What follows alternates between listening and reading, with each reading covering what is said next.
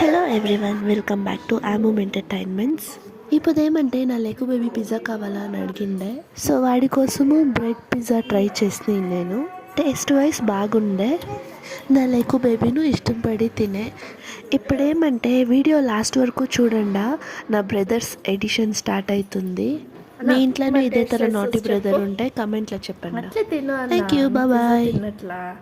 రెండు మర్చి కిందంతా చెత్త ఉంది. ఈ పది అట్లీస్ట్ కరెక్ట్గా చెప్పి చూస్తాము.